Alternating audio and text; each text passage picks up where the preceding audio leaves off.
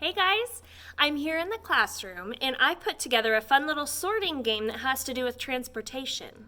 Do you remember what the word transportation means? Transportation is anything that we can use to get from one place to another. So when I came into the school building today, I came in my car. And this weekend, when I wanted to get from one place to another, I got in a kayak and I paddled. And maybe somebody somewhere has gotten on a plane to get from one place to another. The main ways that we can get around are on the land. This is supposed to be a road. On the water, with the fishies and the waves, and through the air. You can see the sun up here. So I wanted some help looking through some different modes of transportation, some different ways that we can get around, and have some help sorting them as to which way we would use them. Some of them we see most days, and some of them we don't see very often, so they might be a little tricky. Are you ready? We'll start with an easy one. Here's one that I know a lot of friends have been doing now that it's warm out. It's a bicycle. This little girl has training wheels on hers, but I hear that a lot of you guys are riding bikes with no training wheels now. That is amazing. So, where do you ride your bike? Do you ride it into the sky? No. You ride it maybe on the sidewalk or on the street with your mom and dad. So that one can go onto the land. Next, we see two people in a long boat with paddles. That's called a canoe. And you might see these maybe if you go camping or if you take trips to the river. It takes two people to paddle it. And one has to paddle on one side and the other paddles on the other side, and that keeps them going straight. It takes a lot of teamwork to use a canoe. So, how do you use a canoe? It's a type of boat. It goes on the water. Next, we have a mode of transportation you probably see every single day. We've got a car. Most people in our community own cars. And how do they use their cars? Do they take it to the airport so it can take off? No, not quite. It's another land mode. All right. Now this one might be a little bit tricky. Can you see that? It's a rocket. I can see the ground in the picture, but is the rocket going to stay on the ground?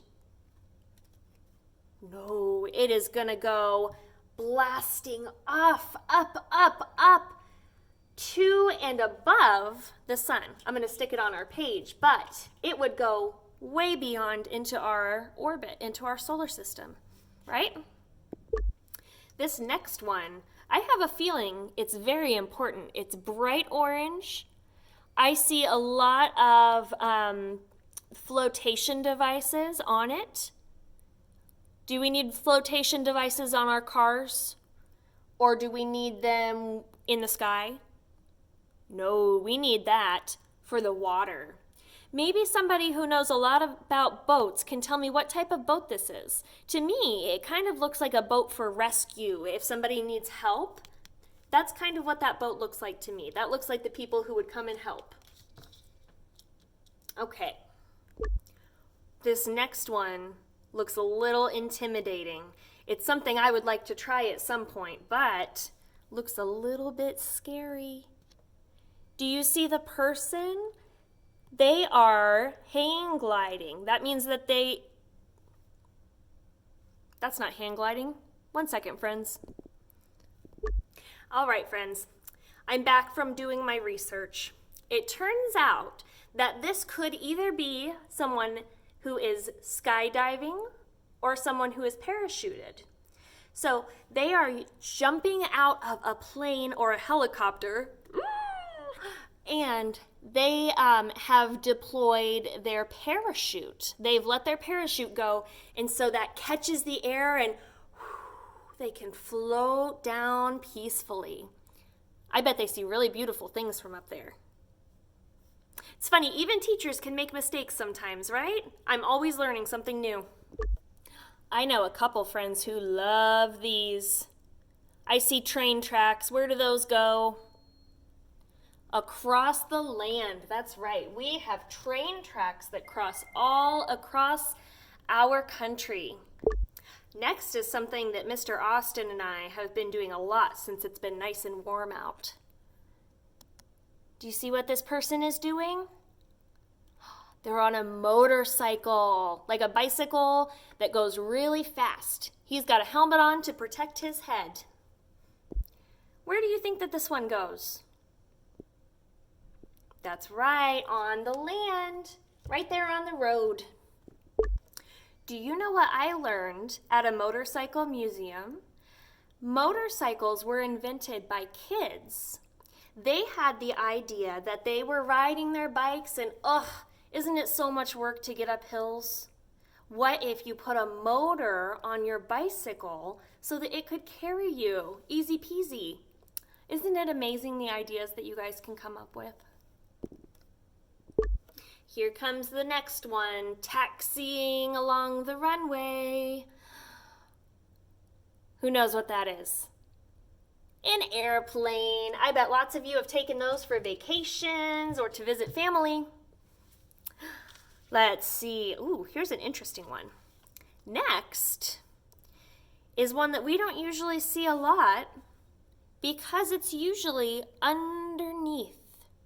It's meant to be very sneaky. We have a submarine, and a submarine is a boat-like object that goes underneath the water.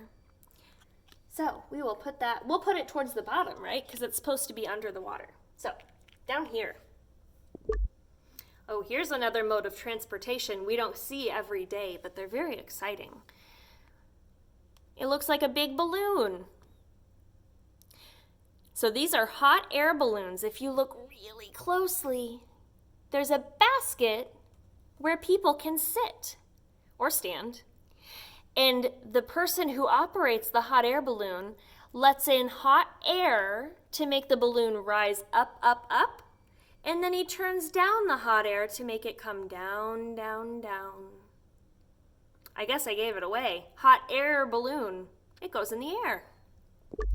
Oh, our friends who are going to be going to kindergarten might recognize this.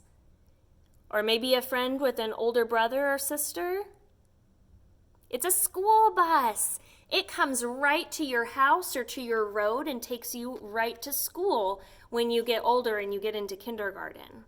So, does it fly? Does it go in water? No, we take roads to get to school. Here's a picture of what I did this weekend. What's this person doing? It kind of looks like they're in a canoe, they're paddling, but there's only one person in it. This is called a kayak, and it's kind of like a very small boat that you operate yourself.